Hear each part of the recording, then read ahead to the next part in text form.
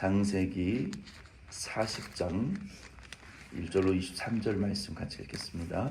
그 후에 애굽 왕의 술 맡은 자와 떡 굽는 자가 그들의 주인 애굽 왕에게 범죄한지라. 바로가 그 두 관원장 곧 술 맡은 관원장과 떡 굽는 관원장에게 노하여 그들을 친히 대장의 집 안에 있는 옥에 가두니 곧 요셉이 갇힌 곳이라. 친위 대장이 요셉에게 그들을 수종들게 하매 요셉이 그들을 섬겼더라. 그들이 갇힌 지 여러 날이라.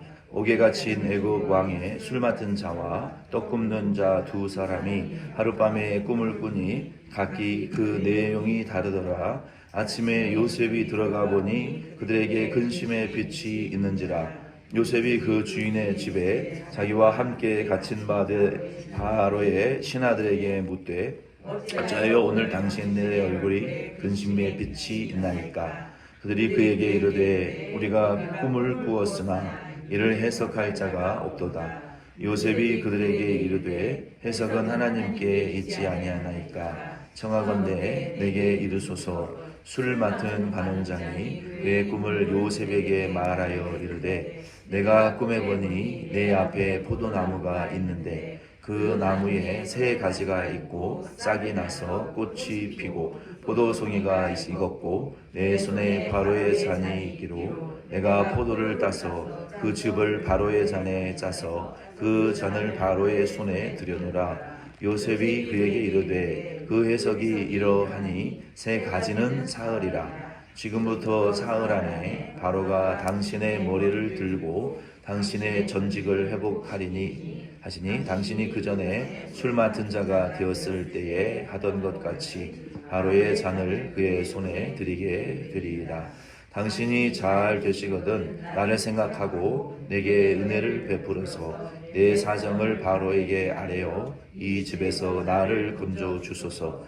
나는 히브리 땅에서 끌려온 자요 여기서도 옥에 갇힐 일을 행하지 아니하였나이다. 떡 굽는 관원장이 그 해석이 좋은 것을 보고 요셉에게 이르되 나도 꿈에 보니 흰 떡 세 광주리가 내 머리에 있고 맨 윗 광주리에 바로를 위하여 만든 각종 구운 음식이 있는데 새들이 내 머리에 광주리에서 그것을 먹더라.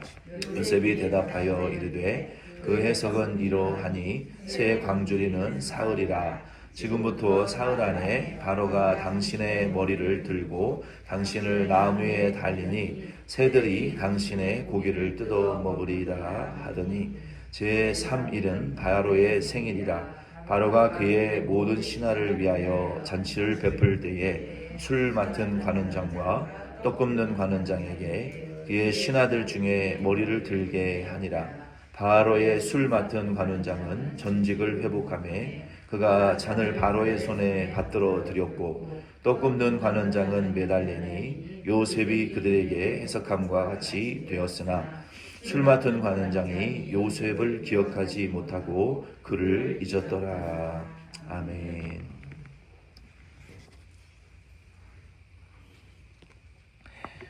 우리 창세기 40장 말씀은 요셉이 두 관원장들의 꿈을 해석하고 그 꿈 중에 하나가 이제 이루어진 말씀이 기록이 되어 있습니다.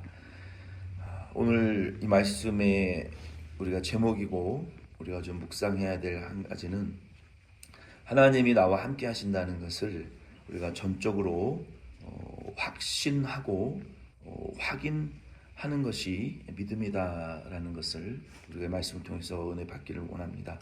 1절로 19절 말씀해 보면은 이게 바로의 이 술 관원장, the cup bearer, 그리고 떡 관원장, the baker, 이 두 사람이 그러니까 술을 충궐하고 있는 왕궁에 그리고 이 빵을 충궐하고 있는 그 대장이 무슨 이유인지는 모르겠지만 요셉이 갇혀 있는 감옥에 내려왔고 요셉이 수감되어져 있는 그 감옥에 같이 들어와서 이제 갇히게 되었습니다. 39장에 보면은 요셉이 집 밖에서 일하다가 집 안에서 일하다가 그리고 보디발의 수행비서가 됐다가 하나님이 요셉과 함께 하시고 그가 하는 일은 한 번 말하면 하나를 가리키면 10가지를 알고 하나를 시키면 알아서 10가지를 해놓는 이 요셉을 완벽하게 착오 없이 일하는 이 요셉의 기민함과 총명함과 그리고 다른 종들이 하는 일은 꼭 2번, 3번 손이 가고 문제가 일어나는데 요셉이 손대는 일은 신기하게도 막 잘 되고 형통하고 문제가 없고 그 사람들 요셉이 있는 곳에는 항상 기쁨이 넘치고 사람들이 분위기가 좋단 말이에요. 이 보디발이 이것을 보고 수행비서를 시키다가 이제는 내 먹는 음식과 아내 외에는 다 네 맘대로 매니지를 해라 하고 총괄 매니저로 요셉을 집의 세컨 리더로 바로 이 보디발의 오른팔로 그를 급속 승진을 했어요. 근데 그의 아내가 신실하지 못해서 요셉을 유혹하다가 요셉이 겉옷을 붙들렸을 때 옷을 붙들렸을 때 그걸 벗고 집 밖으로 도망쳤는데 그것을 빌미로 그 아내가 아내 남편에게 히브리 종을 데려와서 우리 집안을 쑥대밭을 만들었다. 나를 겁탈하려고 했다. 그 이 옷이 여기 있지 않느냐라고 누명을 씌웠지만 평소에도 신실하지 못했던 그녀의 행동을 이 보디발은 알고 있었던 것 같아요. 보통은 사형에 해당하는 죄이지만 요셉을 왕궁의 죄수들을 관리하는 그러니까 고위 관리직들을 관리하는 지금으로 말하면 경비대죠. 뭐 우리 백악관 경비대, 청와대 경비대 같은 그 경비대 감옥에 가둬놓고 지켜봤단 말이에요. 그리고 생각을 해보니까 요셉이 지금까지 하나님이 함께 하시는 청년이고 저가 나한테 사소한 것부터 이 충성스럽게 종의 경계를 넘은 적이 없고 맡겨준 일에 한 번도 어긋남이 없었던 신실한 하나님의 함께하는 종이었는데 이 청년이 이런 짓을 할 리가 없다. 우리 아내가 신실하지 못했던 것이다. 이전처럼. 그리고 이제 그 두 술관원과 떡관원이 그 감옥에 수감되었을 때 요셉에게 너는 나를 섬기듯이 이 술관원과 떡관원을 섬겨라 하고 임무를 줬습니다. 그 임무를 받고 급속 승진하였다가 이 억울한 일을 당해서 감옥에 갇혔던 요셉은 아주 잠깐 꿈에 부풀어 올랐어요. 우리가 밀가루 반죽이 그 술빵이 반죽이 부풀어 오르는 것처럼 막 부풀어 올랐어요. 그러다가 이 억울한 누명을 받고 하루아침에 감옥에 갇혀서 죄수로 전락했을 때 보통 사람은 좌절하고 나는 이제 끝났다라고 생각할 수 있을 거예요. 근데 요셉에게는 하나님이 주신 장점이 있었어요. 하나님이 주신 그 남들이 갖지 못한 그 아주 환경에 빨리 적응하는 적응력, 그리고 감옥이든지 노예이든지 자기가 처한 환경에 지배받지 않고 어떠한 환경에 처하든지 거기에서 최선을 다하는 장점이 있었고, 그리고 그러한 환경 가운데서도 사람에게 함부로 대하지 않았어요. 요셉은. 이게 엄청난 장점이에요. 우리가 보통 내가 힘들면 입에서 거친 말이 나오거든요. 내 환경이 어려우면 내 몸과 얼굴에서 이 힘든 표정과 행동과 언행이 나오거든요. 가장 가까운 가족들에게 나오고 가장 편안한 사람들에게 나와요. 돈 관계가 있는 사람에게는 그렇게 못하죠. 사업 관계가 있는 사람에게는 함부로 못하죠. 편한 사람한테는 나와요. 근데 요셉은 아무리 삶이 힘들고 어려워도 자기가 섬겨야 될 사람을 신실되게 섬기는 장점이 있었어요. 이게 엄청난 은사입니다. 내 처한 신분과 환경이 지배받지 않고 내가 종으로서 노예로서 그래 내 주인이 내가 감옥에 갇히기 전에 내가 섬겼던 내 주인 보디발이 섬기라 그런 사람이니까 내가 처한 환경에서 자기 신세한탄하지 아니하고 억지로 하지 아니하고 인상 쓰지 않고 그 사람들을 성심성의껏 진심으로 섬긴다는 거예요. 이게 굉장한 달란트입니다. 은사, 요셉에게는 그런 은사가 있었어요. 그리고 그 위에 가장 중요한 은혜가 있었는데 무엇입니까? 하나님의 꿈을 갖고 있었어요. 요셉에게는. 나는 하나님이 여기 애굽에 팔리기 전에 주신 꿈이 있고 지금 하나님이 보디발을 통해서 그 꿈을 이루고 계시고 내가 잠깐 감옥에 지금 갇혀 있지만 얼마 전까지 하나님이 나를 통해서 역사하셨던 그 일을 보니까 하나님이 나에게 앞으로도 반드시 역사하실 것이고 그 꿈대로 하나님이 나에게 이루어 주실 것이다 라는 그 하나님의 약속을 붙들고 있었고, 그리고 그 약속을 붙들고 있는 요셉에게 사람에게 함부로 대하지 아니하고 환경과 신분에 따라서 업앤다운 하지 아니하고 신실한 요셉, 그리고 환경에 빠르게 적용할 수 있는 그 능력과 달란트를 가진 요셉 위에 하나님이 함께 하시니까 그게 엄청난 시너지의 효과가 일어나는 거예요. 그래서 요셉은 그 친위 대장이 부탁한 두 간원에게 충성스럽게 섬겼어요. 아침 저녁으로 섬기고 돌아보고 그들의 낯빛을 살피고 그들의 이야기를 들어주고 위로해주고 하나님을 자꾸 소개해주는 이런 이 섬김으로 요셉이 그들을 섬겼다는 거예요. 이것이 그리스도인의 아주 좋은 샘플이라고 할 수 있습니다. 이렇게 섬기는 요셉에게 그 두 관원장이 마음의 문을 열기 시작했어요.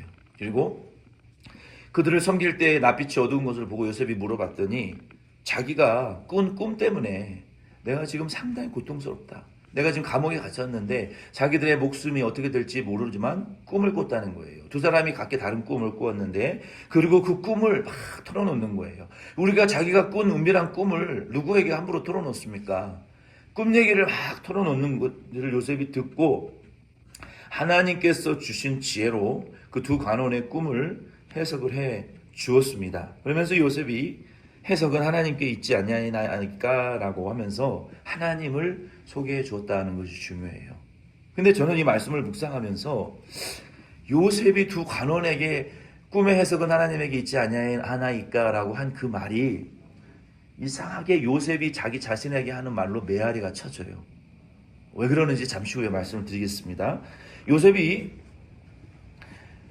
이 술관원에게 자기의 미래에 대한 한 가닥의 희망을 술관원에게 걸쳐놓고 있는 모습이 여기에 살짝 보입니다. 왜냐하면 요셉이 그 술관원이 꾼 꿈을 꾸고 해석을 해주니까 이 사람은 3일 안에 복직될 하나님의 뜻이 있다는 것을 알게 됐거든요. 그래서 그 술관원에게 자기의 한 가닥 남은 희망을 걸게 되는데 14절로 15절 말씀에 보면은 요셉은 나는 억울한 누명을 쓰고 여기에 끌려온 사람이니 바로에게 내 억울함을 좀 얘기해 주시고 풀어 주십시오라고 부탁을 했단 말이에요.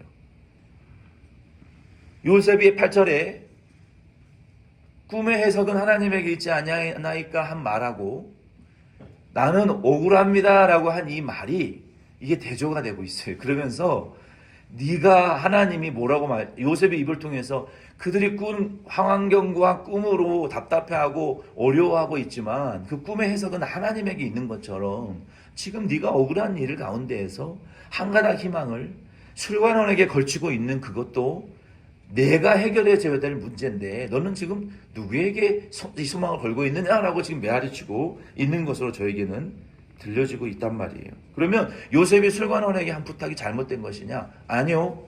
나라도 그렇게 부탁할 것 같아요. 시극히 자연스러운 부탁이고 시극히 일반적인 반응이에요. 그 상황에서 어느 누가 됐든지 간에 자기 억울함을 호소할 수 있고 호소하고 풀어달라고 높은 그 지위에 있는 사람에게 왕에게 호소할 수 있어요. 바울도 그랬거든요. 그런데 오늘 이 지나치게 이것에 대해서 부정적으로 해석할 수가 할 필요는 없습니다. 근데 하나님이 요셉 자신의 입을 빌어서 요셉아 네 답답함과 힘듦은 내가 안다. 그러나 하나님이 꿈의 해석이 하나님에게 있듯이 네가 처한 상황에 대한 해석도 하나님의 때를 기다려야 된단다 라고 우리에게 외치는 것 같아요.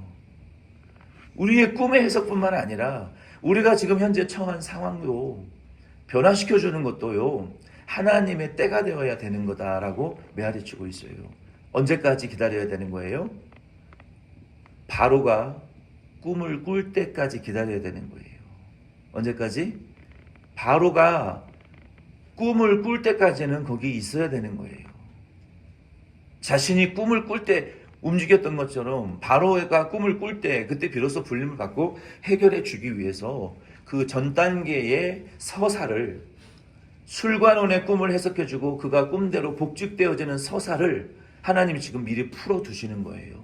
근데 우리는 하나님이 그 서사를 지금 풀어가고 있는데 보통 그리스도인들은 당장 결론부터 달라고 하나님 앞에 땡깡을 부리는 게 문제라는 거예요. 하나님이 술관원의 꿈을 꾸게 하시고 둘이 꿈을 꿨는데 하나는 죽고 하나는 복직되는 그 서사를 지금 써가고 계시는데 우리는 당장 내 문제부터 해결해 달라고 하나님 앞에 땡깡을 쓰는 게 우리의 믿음이라고요. 언제까지 기다려야 돼요? 바로가 꿈을 꿀 때까지 기다려야 된다는 거예요. 이게 하나님의 해석이에요. 그리고 하나님은 요셉에게 바라는 것은 보통 사람이 아니잖아요. 요셉은 하나님에게 쓰임받을 사람이잖아요. 하나님의 꿈을 꾼 사람이잖아요. 그러면 보통 믿음을 가지고 있으면 안 되는 거예요. 하나님이 다른 사람도 아니고 요셉을 통해서 이스라엘을 구원할 자이잖아요. 그러면 요셉 정도 되면 그 마지막 한 가닥의 희망도 술관원에게 거는 것 지극히 자연스러운 것이고 정상적인 반응이지만 하나님이 요셉에게 요구하는 특별한 믿음은 너 그 마지막 한 가닥의 믿음과 소망도 사람에게 두지 말아라. 나에게 둬라. 이게 하나님의 사랑이에요. 오늘 아침에 저와 여러분에게 바라시는 하나님의 믿음과 사랑의 요구가 바로 이거예요. 저와 여러분들이 누구에게 그 한 가닥의 희망을 걸고 이 이민자의 삶을 지금 계속 살아가고 있는지는 모르겠지만 오늘 아침에 결단하시기를 바랍니다. 내가 은근히 하나님 말고 다른 대상에게 기대고 있는 것이 무엇인가? 하나님이 지금 나에게 요구하시는 그 마지막 한 가닥의 희망도 하나님에게 걸어두기를 하나님은 요청하신다는 것을 여러분 믿으시기를 바랍니다. 사람 따위에게 희망의 소망을 걸어두지 마세요. 오늘 하나님이 오늘 아침에 우리 교회와 저와 여러분에게 원하시는 것은 그 한 가닥의 희망도 하나님에게 걸어두기를 우리에게 요구하신다고요. 우리의 상황은 때가 되면 바뀌어요. 우리의 환경은 때가 되면 바뀌고 세상의 물질은 돌고 도는 게 맞아요. 그러나 우리는 우리의 지금 요셉과 같이 마지막 한 가닥의 희망을 걸고 있는 그 믿음의 대상이 그 한 가닥마저도 하나님이 아니라면 그거 하나님으로 바꿔놓으셔야 돼요. 그리고 바로가 꿈꿀 때까지 우리는 고난 당해야 되는 거예요. 인내해야 되는 거예요. 기다려야 되는 거예요. 당장 내 문제부터 해결해 달라고 땡깡 부릴 수 없어요. 바로가 꿈꿀 때까지 기다리셔야 되는 거예요. 오늘 이 말씀을 통해서 요셉이 꾼 꿈, 하나님이 요셉에게 주신 그 꿈을 그리고 그 언약 위에 하나님이 함께 하신다라는 그 확신이 마지막 한 가닥의 술관원에게 바로 왕에게 걸쳐져 있었던 것을 하나님은 전적으로 하나님을 믿는 믿음으로 옮겨 놓기를 요셉에게 기대하셨던 것처럼 우리의 믿음이라는 것은요, 제목의 말씀과 같이 하나님이 우리와 함께 하신다라는 그 시계 위에 하나님이 우리에게 꿈꾸고 이루신다라는 그 약속의 위에 마지막 한 가닥을 옮겨 놓을 때 하나님의 시계가 움직이고 하나님의 때가 완성되어져 간다라는 것을, 그것이 그리고 믿음이라는 것을 성경은 말하고 있어요. 본문 말씀을 통해서 세 가지만 말씀드리고 말씀을 이제 마치겠습니다. 우리 가을 특별새벽 기도회를 마치겠습니다. 빌립보서 2장 5절로 11절 말씀에 보면은 하나님의 꿈을 이루기 위하여 희망에 막 부풀어 오르다 보면요, 시험도 있고 좌절하는 일들이 있고 거품이 꺼지는 일이 생기게 됩니다. 그러나 그러한 고난과 좌절이 하나님의 영광에 이르는 지름길이라는 것을 여러분 확신하시고 자기를 또 확신하시고 그 확신에 여러분 묶고 매시기를 예수의 이름으로 부탁을 드립니다. 예수님도 빌립보서 2장 5절로 11절 말씀에 이 땅에 오셔서 낮아지시고 섬기고 죽기까지 복종하셨잖아요. 우리의 삶도 끊임없이 낮아지는 삶이어야 되고 자기를 부인하는 삶이어야 되고 복종하고 죽는 삶이 되어야 되는 것이 신앙생활이 그렇게 영광스럽고 찬란한 것이 아니에요. 십자가라는 것이.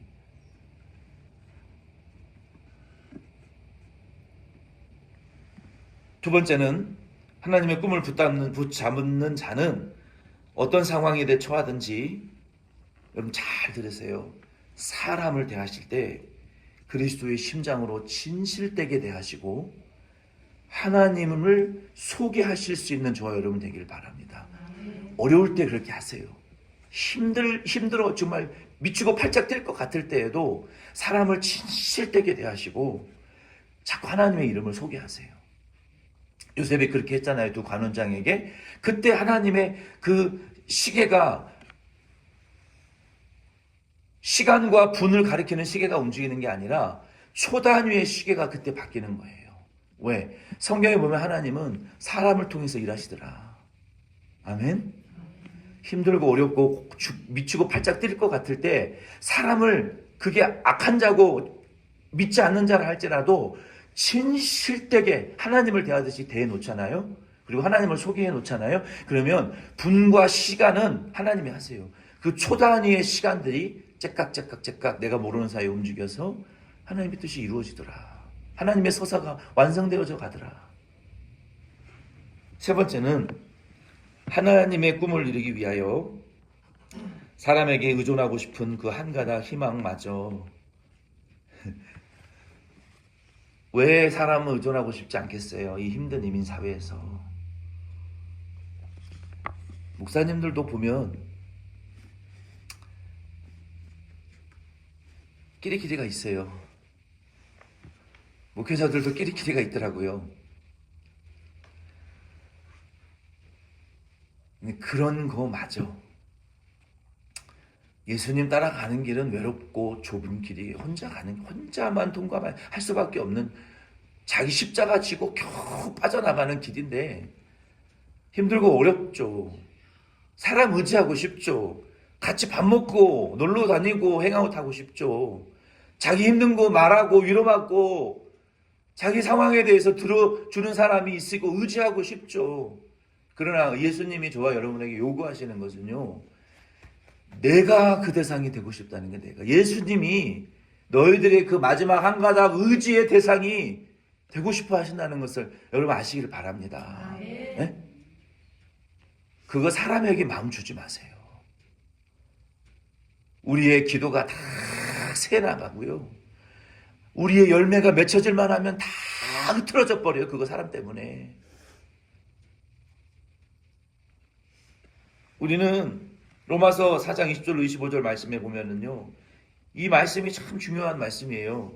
제가 읽어드리겠습니다. 믿음이 없어 하나님의 약속을 의심하지 않고 믿음으로 견고하여져서, 이 믿음으로 견고하여진다는 건 뭐예요? 자꾸 자기를 쳐서 복종시켜서 믿음에 이르지 못하게 할 때 믿음으로 자꾸 올려놓아야 되는 거예요. 나를 흩어지고 쓰러지고 자빠지는 나를 일으켜서 믿음의 재단 위에 자꾸 복종시키고, 기도로 복종시키고, 하나님 성령과 교제를 통해서 복종시키고, 나를 잡아 이끌어 놔야, 세워놔야 되는 거예요. 그냥 가만히 있으면 흐물어지고 떨어져 나가요. 자꾸 묶어야 돼요. 믿음으로. 믿음으로 견고해진다는 말은 그 말이에요. 그래서 기도해야 되는 거예요. 그리고 하나님께 영광을 돌리며 약속하신 그것을 또한 능히 이루실 줄을 확신하였으니, 확신이라는 말 우리가 알잖아요. 자꾸 의심이 들 때, 의심에 빠져들면 망하는 거예요. 의심에 빠져들지 않도록 몸부림쳐야 확신에 겨우 이를 수가 있는데, 의심이 들어올 때 의심에 확 빠져서 의심보다 더 나가버리는데 어떻게 믿음으로 돌아올 수 있냐는 거예요. 못 돌아오는 거예요. 우리의 삶이 망가지는 거예요.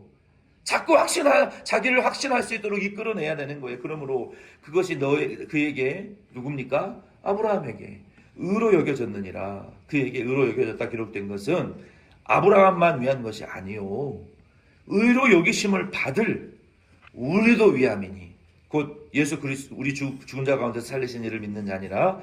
예수는 우리가 범죄한 것 때문에 내줌이 되고 우리를 의롭다 하시기 위해 살아나셨느니라. 그러므로 우리도 의심이 들고 불신이 들고 자꾸 약했을 때 우리를 확신과 믿음에 우리를 자꾸 세워서 사람에게 의존하고 싶고, 사람에게 위로받고 싶고, 사람에게 답변 듣고자 하는 이 믿음과 의심과 이 불안함을 잡아매어서 성령과 교제하게 되고, 예수의 이름으로 교제하고, 하나님 아버지에게로 자꾸 나와서 교제하고 기도하면서 하나님이 주시는 확실한 확신과 믿음 위에 자기를 세워나가고 거룩하게 금과 은과 보석으로 건설해 나가라는 거예요. 이게 진정한 신앙이에요. 이게 진정한 그리스도인이란 말이에요. 이 작은 이 믿음에 보이지 않는 부분을 그냥 사람과 다 해버리면 그게 협동조합이고 노동조합이지 교회가 아니란 말이에요. 은밀한 기도는 어디 있고, 은밀한 중에 갚으시는 하나님의 역사는 어디 있고, 은밀한 중에 하나님의 은사를 맛보는 그 시간은 어디 있냐는 거예요. 그것이 없는 곳은 교회가 아니라는 거예요. 믿음이 아니라는 거예요. 신앙이 아니라는 거예요. 인간관계의 모임의 이익 집단이라는 거예요. 아무리 숫자가 많아도 그게 참된 신앙인 거예요. 오늘 가을 특별 새벽 기도회를 마치면서 우리가 지금 야곱으로부터 요셉에 이르는 이 말씀을 이렇게 쭉 우리의 삶에 풀어내면서 제가 여기 온 지 지금 10년 차가 돼가는데 창세기를 강해 설교를 하려고 여러 차례 도전을 했는데 아무리 노력을 하나님 열어주시질 않아요. 근데 이제서야 열리면서 창세기가 이렇게 은혜로운 말씀이었나? 저도 은혜를 받고 여러분도 은혜를 받으셨는 줄로 믿습니다. 야곱을 통해서 하나님 계속 야곱과 그 자녀들과 가정 안에서 그 깨어지고 무너져 내린 야곱의 가정 가운데 그래도 하나님이 은혜로 그들을 이끌고 가시고 너희들은 자격도 아무런 의에 합당한 충분 조건이 전혀 없는 존재들이고 안 믿는 자들보다 흉악한 자들이고 폐륜적인 가족들이지만 그런 자들을 통해서 나는 하나님의 약속과 구원을 지금 이루어 가고 있다. 그러니 니들의 행위로 되는 거 아니지 맞지? 하나님의 전적인 은혜로 되는 거 확실하지? 그러니 자기 사람 의지하지 말고 오직 삼위일체 하나님만 의지하고 따라가라. 우리에게 그것을 은혜다 은혜 아니면 안 된다. 오직 은혜뿐이다. 은혜밖에 살 수 있는 길이 없다. 하나님이 이끌고 가신다. 은혜로. 우리를 그거에 끊임없이 지금 말씀하고 계시는 거예요. 그래서 이제 40장 말씀을 통해서 우리 특별 새벽 기도회는 마치지만 이제 나머지 이제 10장 남았어요. 이 창세기의 꽃이에요. 우리가 이 토요일을 통해서 계속 이 말씀을 살펴보면서 은혜를 나누겠지만 오늘 이 말씀을 이제 마치고 특별 새벽 기도회 마치면서 이 창세기를 통해서 하나님의 이 은혜의 역사를 여러분 기억하시고 우리의 삶 속에 이 믿음의 위인들을 늘 기억하시면서 우리가 지난 한 주 동안 기도했던 기도 여러분 헛되지 않고 하나님이 우리 교회와 성도님들의 삶 위에 범사로 만배로 갚아주실 줄로 믿습니다.